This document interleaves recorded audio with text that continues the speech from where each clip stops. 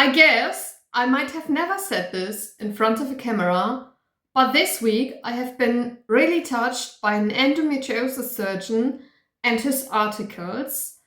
So, in a way, I have never felt touched before by articles of an endosurgeon. He definitely touched my soul, my mind, and my heart. So, the one I'm talking about is Professor Dr. Ibrahim Alkatout. And now and then I have email contact with him. So since the end of last year, 2025. It all began when I asked him since when he has the two certifications by Dr. Possover in neuropelviology, so level 2. And since then, I continue to ask Professor Dr. Alkatout some questions, e.g. about endometriosis, cancer, and also generally regarding medicine.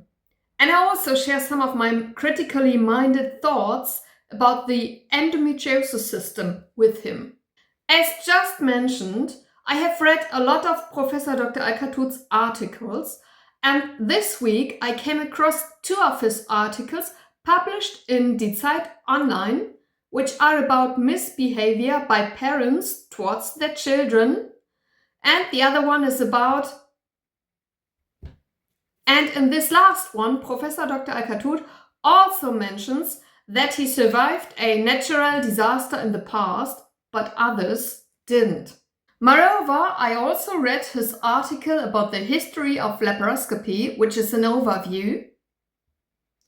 So, by the way, I also give you the link to this article in my caption. And regarding Professor Dr. Alkatout's article about the history of laparoscopy, he and his colleagues mention that Professor Dr. Kurt Semm did his first laparoscopic appendectomy in 1980, and therefore Professor Dr. Kurt Semm received a lot of hate. He even said that he was virtually stoned concerning this, which is a quote. And the authors also describe how society was very doubtful regarding this. So society didn't believe that laparoscopy was something good, right? And all these three articles by Professor Dr. Alkatout touched me in a way I have never been touched before by articles written by a German endometriosis surgeon. I resonate with a lot. So, e.g., in his second article, Professor Dr. Alkatout writes that there were moments in his career where he felt so helpless. And of course, I'm very sorry for him. And I can definitely relate to this feeling of helplessness, since there are also moments of me being a key endometriosis advocate in which I feel very helpless. Because I'm doing all I can to educate the world, and I stand up for endometriosis patients all over the world, but e.g. when endo patients die because of medical gaslighting, I feel so incredibly helpless, as I have done all I could do, but nonetheless, endo patients died in the 21st century due to medical gaslighting, e.g. because of organ failure. In addition, also, this hate which Professor Dr. Kurt Semm received regarding his first laparoscopic appendectomy.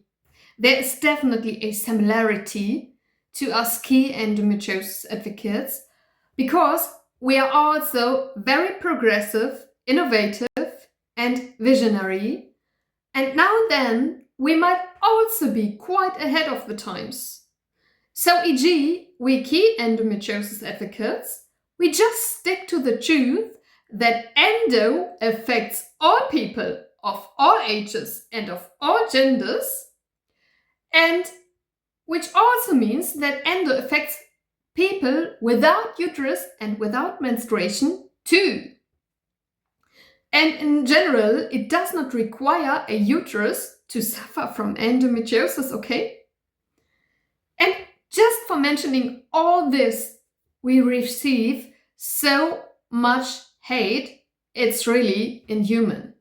We also receive hate for saying the truth that imaging is not safe enough for an endometriosis diagnosis, as endometriosis can be missed completely on imaging, and besides, endometriosis cannot always be distinguished from cancer on imaging, okay?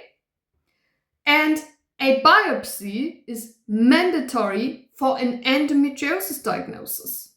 Receiving all this hate just for speaking the truth about endometriosis and just for standing up for endo patients all over the world is actually very insane. And I'd like to finish my post with a quote by Professor Dr. Ibrahim Alkatout from one of his articles published in Die Zeit Online. So actually, it's in German, but I have translated it into English. He writes, "Society needs a great deal of perseverance. Otherwise, we not only let our own children down, but also deprive ourselves of the opportunity to recognize mistakes and to strengthen the vulnerable members within the community." End of his quote. And now, replace children by endometriosis patients, and let me read it again. Society needs a great deal of perseverance, otherwise we not only let our own endometriosis patients down, but also deprive ourselves of the opportunity to recognize mistakes and to strengthen the vulnerable members within the community. Thank you so much, Professor Dr. Alkatout. It's really such an honor connecting with you, and I learned a lot from you. And I also hope that you learned something from me and that you might catch up with us key endometriosis advocates. And our aim is really to keep endo patients safe. And I'm sending love to the world because this is what the world needs, right? See ya and take care. Bye-bye.